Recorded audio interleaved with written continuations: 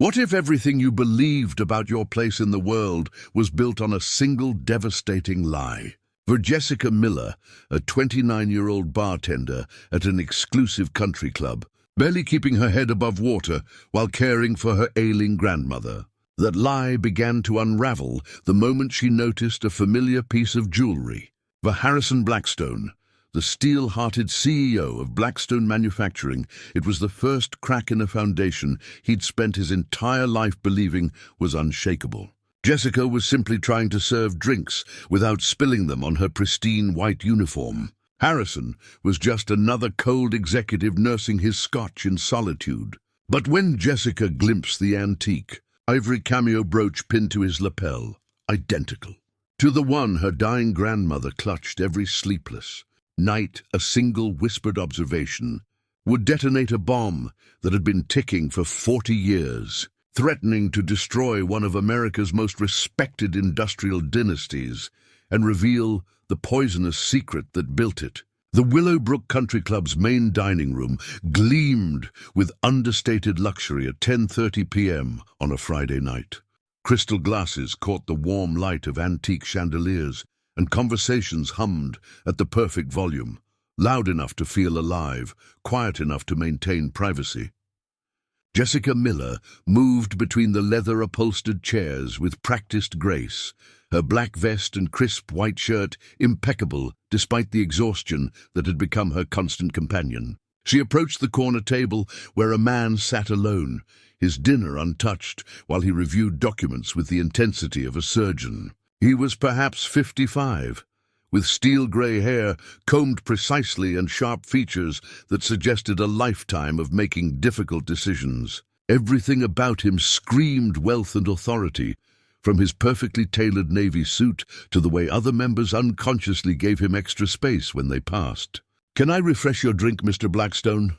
Jessica asked, recognizing him from previous visits. Harrison Blackstone was a legend in the city, the man who'd transformed his family's modest tool company into a manufacturing empire worth billions. He glanced up briefly, his pale green eyes cold and assessing. "Macallan 18, neat." His voice carried the quiet authority of someone accustomed to instant obedience. As Jessica reached for his glass, her gaze fell on the antique cameo brooch pinned to his lapel. The piece was exquisite, carved from lustrous ivory with intricate detail. The profile depicted a Victorian woman in elegant dress, her hair adorned with tiny roses. The cameo was set in an ornate silver frame with delicate filigree work, and at the bottom was a small ruby that caught the light like a drop of blood. Jessica's breath caught in her throat. She knew that brooch. She had carefully polished it every week for the past 3 months, watching her grandmother's arthritic fingers trace the carved profile with reverent care. The woman's delicate features, the rose details in her hair, even the tiny chip on the silver frame where her grandmother said it had been damaged in her youth. Everything was identical. The words escaped before she could stop them. "Excuse me, sir. My grandmother has a brooch just like yours." Harrison Blackstone's hand froze halfway to the documents. He slowly lowered it, his piercing gaze shifting from dismissive to dangerously focused. "I beg your pardon?" "The cameo," Jessica stammered, pointing with a trembling finger. "The ivory carving, the silver setting, my grandmother has one exactly the same. She's had it my whole life." The temperature at the table seemed to drop 20 degrees. Harrison's hand moved protectively to the brooch, his fingers touching it like a shield. When he spoke, his voice was arctic. "That's impossible. This cameo was handcrafted in Italy in 1943 for my father, William Blackstone. It's one of a kind." Jessica felt the familiar sting of being dismissed by someone who assumed her station in life made her stupid or dishonest. But she had looked at her grandmother's brooch every single day for 29 years. She knew every curve of that carved profile, every detail of the silver filigree. "I'm not mistaken," she said quietly, finding her courage. "My grandmother's is identical, even down to the small chip on the left side of the frame." Harrison's face went completely white. He carefully unpinned the brooch from his lapel, revealing a small imperfection in the silver setting, exactly where Jessica had said it would be. His composure, legendary in boardrooms across the country, began to crack. "Who is your grandmother?" The question came out sharp, almost violent. "Margaret Miller. But she always said her maiden name was different. She was orphaned young and never knew much about her family." Harrison Blackstone stood so abruptly that his chair scraped against the floor, causing nearby diners to turn and stare. He pulled out a platinum money clip and peeled off several $100 bills, throwing them on the table. "Margaret," he repeated, and Jessica could have sworn she heard his voice break slightly. He fumbled in his jacket and produced an elegant business card, placing it next to the money with shaking fingers. "Call my office on Monday," he said, his voice tight with barely controlled emotion. "We need to discuss this privately, immediately." As Harrison strode toward the exit, Jessica noticed something that made her knees weak. Every few steps, he would unconsciously touch the empty spot on his lapel where the brooch had been. Exactly the same protective gesture her grandmother made whenever she was frightened or confused. The same instinctive touch, passed down through blood she was only beginning to understand, might connect them. Jessica's shift ended at midnight, but instead of driving to her cramped apartment above the Italian restaurant where she worked days, she headed straight to Sunset Manor Nursing Home. She found her grandmother awake, as she often was lately, sitting by the window with the ivory cameo in her weathered hands. Margaret Miller was 86 years old, but dementia was stealing her memories one fragment at a time. Some days she recognized Jessica immediately. Other days she thought Jessica was her long-dead sister. Tonight, thankfully, her eyes were clear and focused. "Grandma," Jessica said softly, settling into the chair beside the bed. "We need to talk about your cameo." Margaret's fingers tightened around the brooch, and Jessica saw a flicker of the old fear that sometimes crossed her grandmother's face, a terror so deep it seemed to come from her very bones. "What about it, sweetheart?" Margaret's voice was soft but wary. "I met someone tonight who has one exactly like it. He said his father had it made specially in 1943. His last name is Blackstone." The cameo slipped from Margaret's hands and clattered to the floor. Jessica had never seen her grandmother move so quickly, but she lunged forward to retrieve it, clutching it against her chest as if it were her heart itself. "No," Margaret whispered, her voice filled with panic. No. They can't know. They promised they would never come looking." Jessica knelt beside her grandmother's chair, gently taking her hands. "Grandma, who promised? What are you talking about?" Margaret's eyes were wide with terror, but underneath the fear, Jessica could see a deep, abiding anger that her gentle grandmother had never shown before. "The Blackstones. They promised if I disappeared, if I never came back, they would leave me alone. But why? What happened?" Margaret looked at Jessica for a long moment, as if weighing whether to carry her secret to the grave or finally share the burden she'd carried for 40 years. Finally, her shoulders sagged with the weight of the truth. "Because I'm not Margaret Miller," she whispered. "I'm Margaret Blackstone, and this cameo belonged to my husband, the man they murdered to steal his company." The words hit Jessica like a physical blow. "What do you mean, murdered?" Margaret struggled to her feet and walked to the small dresser beside her bed. From the bottom drawer, she withdrew a manila envelope that looked like it had been hidden for decades. Her hands shook as she opened it, revealing documents, photographs, and newspaper clippings yellowed with age. "I was 25 when I married Robert Blackstone," Margaret began, her voice gaining strength as she told the story she'd kept buried for so long. "He was the sweetest, most gentle man you could imagine. Nothing like his brother William."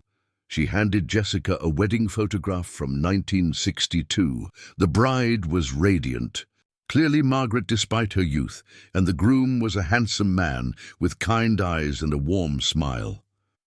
He wore the same cameo brooch on his lapel that Jessica had seen on Harrison Blackstone. "Robert was the elder son," Margaret continued. "He inherited the company when their father died in 1961, but William was ambitious in a way that frightened me. He thought Robert was too soft, too generous with the workers, too concerned with ethics.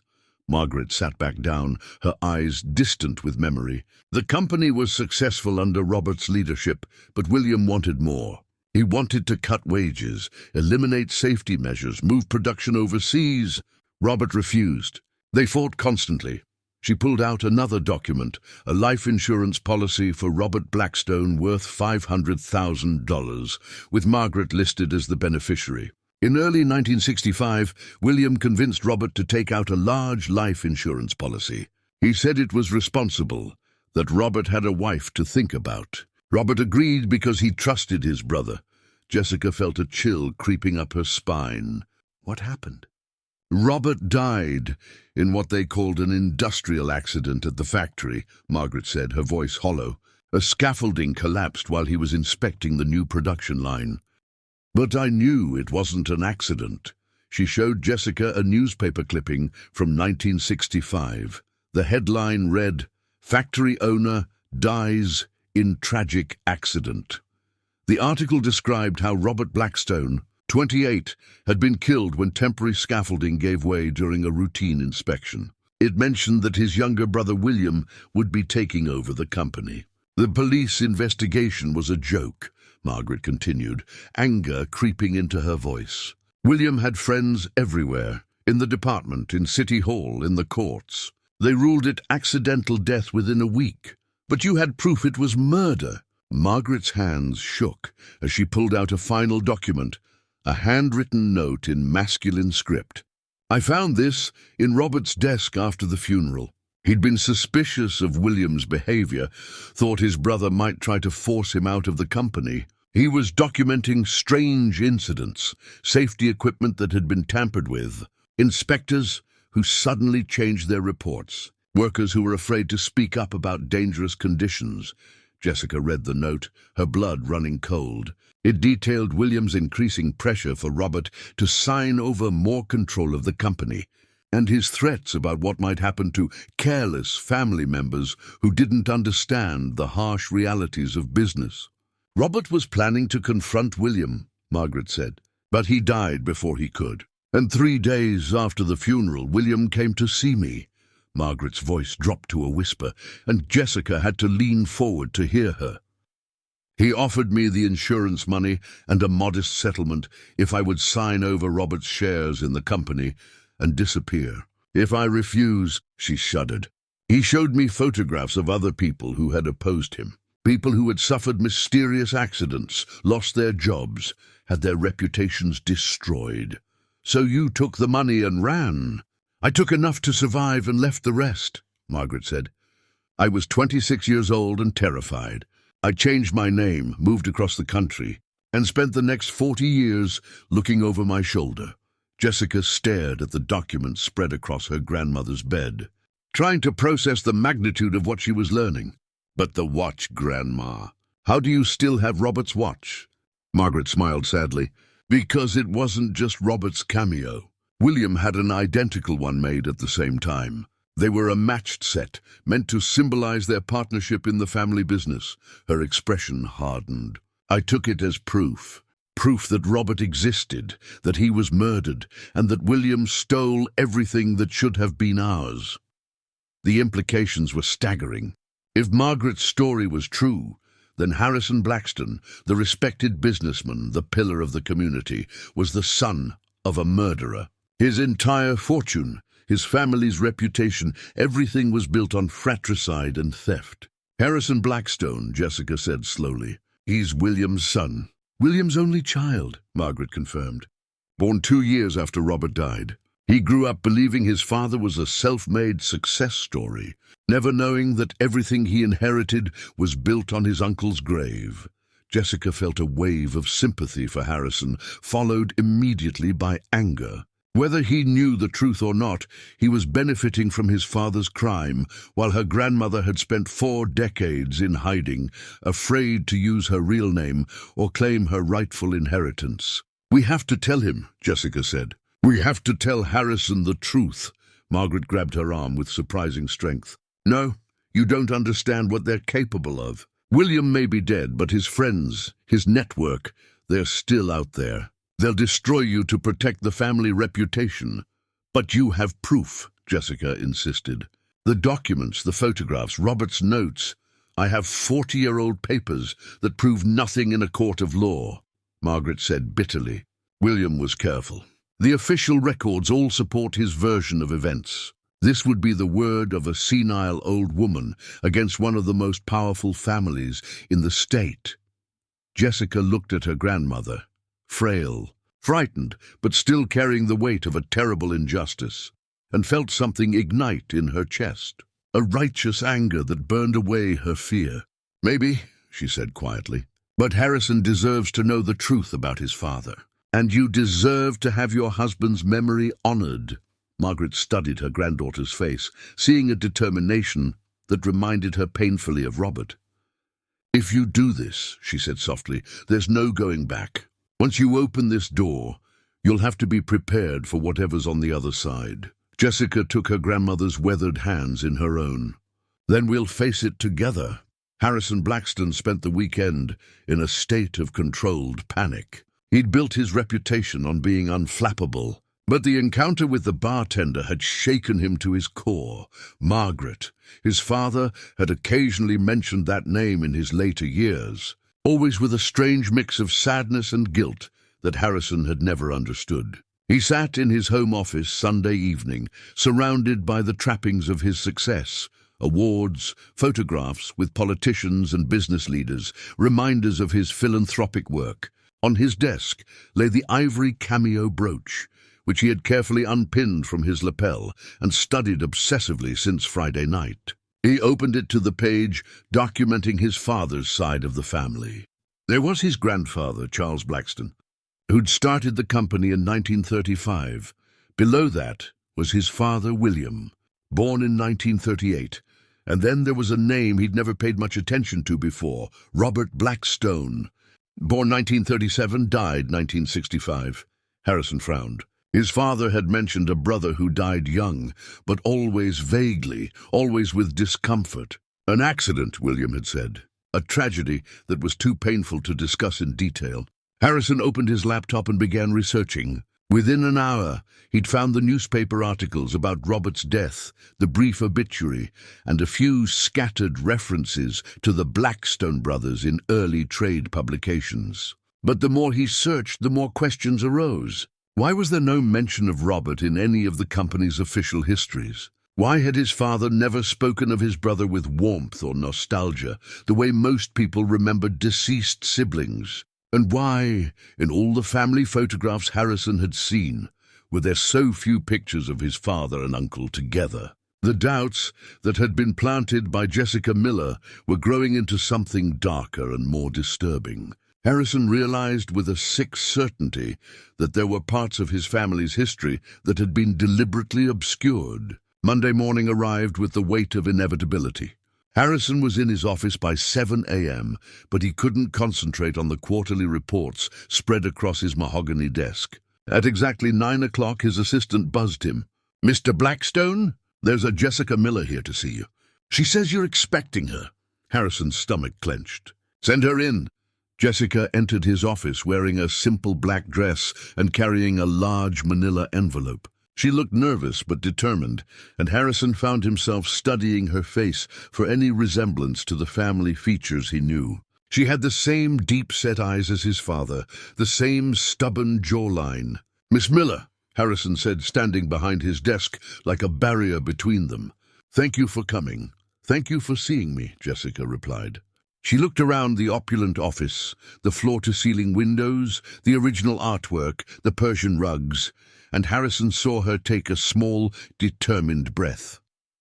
"I brought the proof you'll want to see." She placed the envelope on his desk and stepped back. Harrison stared at it as if it might explode, then slowly opened it.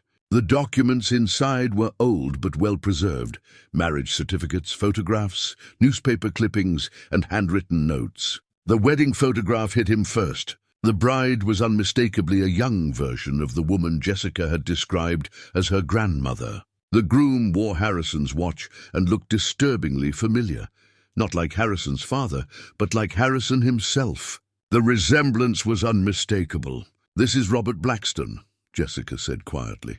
"Your uncle, my grandmother's first husband."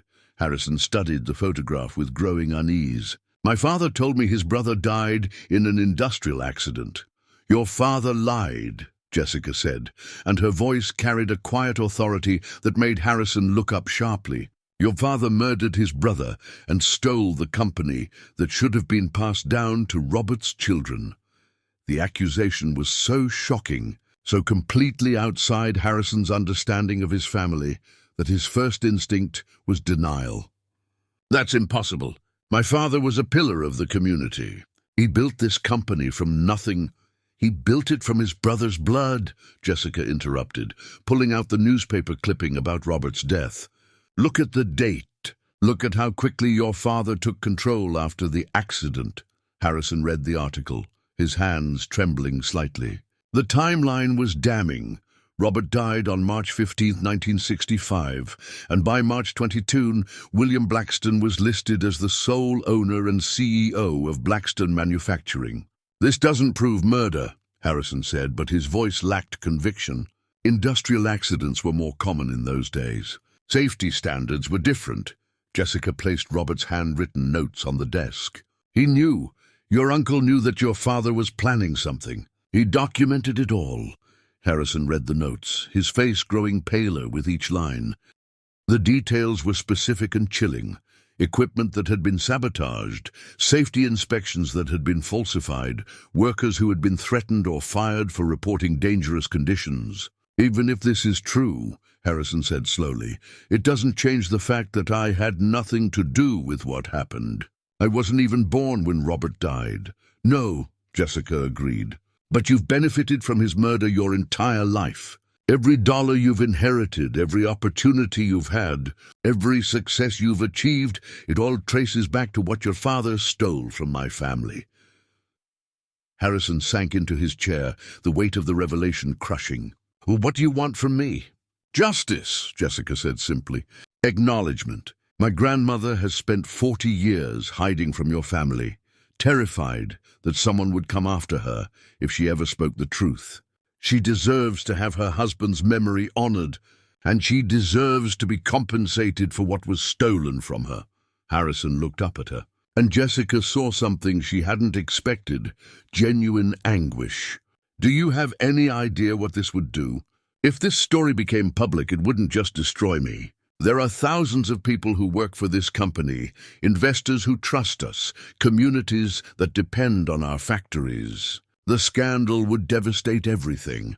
"So did my uncle's murder," Jessica said firmly. "But that didn't stop your father from pulling that trigger. We don't know that he literally, don't we?" Jessica pulled out the final piece of evidence, a photograph of the factory scaffolding that had supposedly collapsed accidentally. "This was taken the day before your uncle died. Look at the support beams. Look at how they were cut, not broken." Harrison stared at the photograph, seeing what Jessica was pointing to. The metal beams showed clean cuts, not the jagged breaks that would have resulted from structural failure.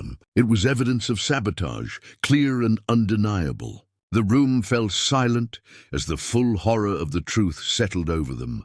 Harrison's father hadn't just been ambitious or ruthless. He had been a cold-blooded killer who had murdered his own brother for money and power. "I need time," Harrison said finally. "I need time to process this, to figure out what can be done." Jessica nodded. "My grandmother is dying, Mr. Blackstone. She has maybe 6 months left. Whatever you decide to do, please don't let her die believing that her husband's murder will never be acknowledged." She gathered her documents and headed for the door, then paused. "There's something else you should know. My grandmother never took the insurance money or the settlement your father offered her. She was too afraid and too proud. She's lived in poverty her entire life rather than benefit from blood money." After Jessica left, Harrison sat alone in his office, staring at the pocket watch that had belonged to his murdered uncle. For the first time in his life, the weight of his inherited wealth felt like a chain around his neck. 3 weeks passed before Jessica heard from Harrison again. When the call came, his voice was strained and formal. "Miss Miller, I'd like to arrange a meeting with your grandmother. There are things we need to discuss." They met at Sunset Manor on a quiet Thursday afternoon. Harrison arrived carrying a briefcase and looking like a man who hadn't slept well in days. Margaret was waiting in the facility's family conference room, wearing her best dress and clutching Robert's watch. When Harrison entered the room, Margaret gasped. The resemblance to Robert was striking. The same bone structure, the same green eyes, the same unconscious way of holding his shoulders. "Mrs. Miller," Harrison said softly, and his voice broke slightly on the name. "Or should I say Mrs. Blackstone?" Margaret's eyes filled with tears. "I haven't been called that in 40 years. Harrison sat down across from her, and for a long moment they simply studied each other. The woman who had loved his uncle and the man who had inherited the fruits of her husband's murder. "I spent the last 3 weeks having the documents authenticated," Harrison said quietly. "I've also hired private investigators to look into my father's business dealings from that period." He paused, struggling with the words. "I'm sorry to say that everything you've told us appears to be true." Margaret's hands shook as she clutched the watch. "I knew it was, but I never thought anyone would believe me." Harrison opened his briefcase and withdrew a thick legal document. "This is a settlement agreement. It acknowledges Robert Blackstone as the rightful heir to the company at the time of his death, and it provides compensation for the shares that should have passed to his estate." Jessica read over the document, her eyes widening at the figures. It was more money than she could have imagined, enough to ensure her grandmother's comfort for the rest of her life and to provide security for Jessica and any future generations.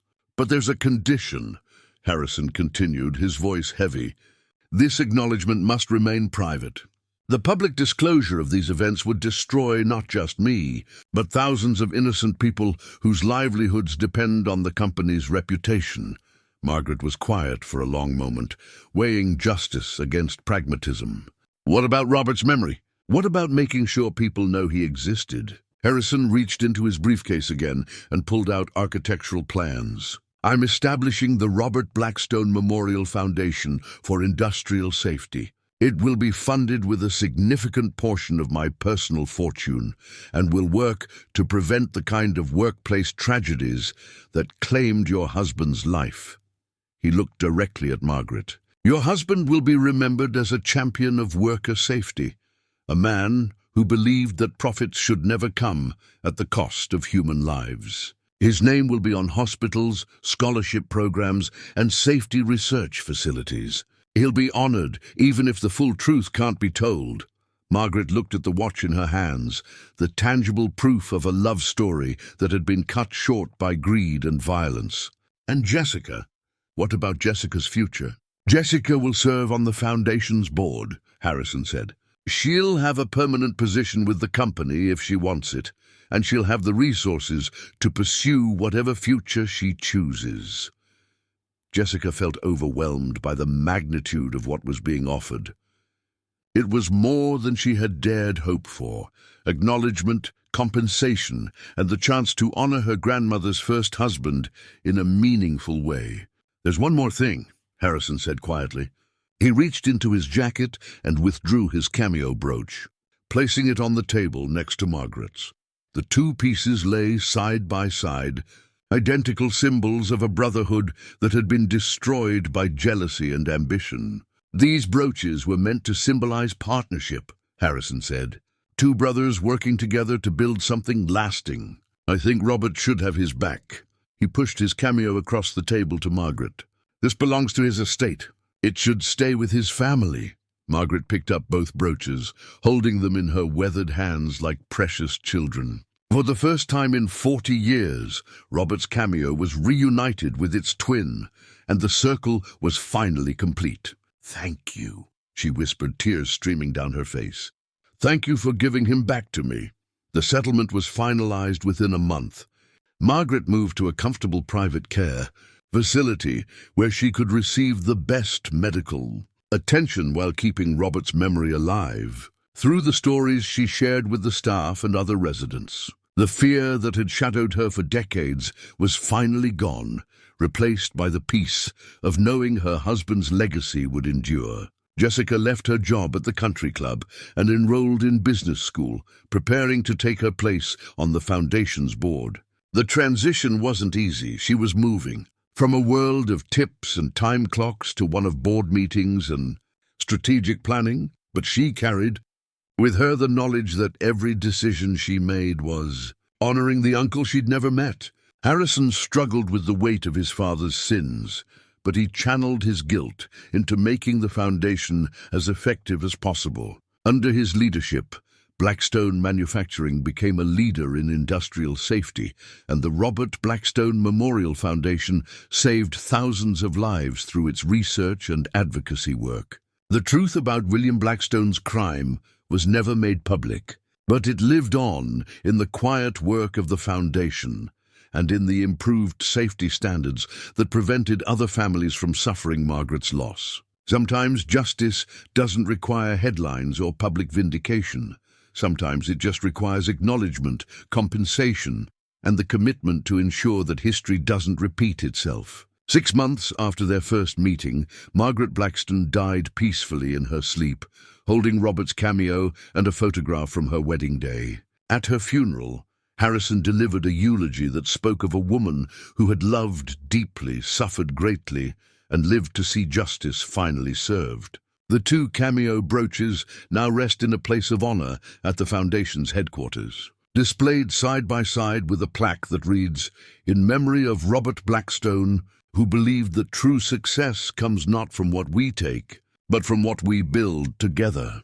The story of Jessica Miller and Harrison Blackstone reminds us that family legacies are complicated, that wealth can be built on foundations of sand, and that sometimes the most important victories are the quiet ones, when wrongs are acknowledged, when justice is served without fanfare, and when the memory of love triumphs over the legacy of greed.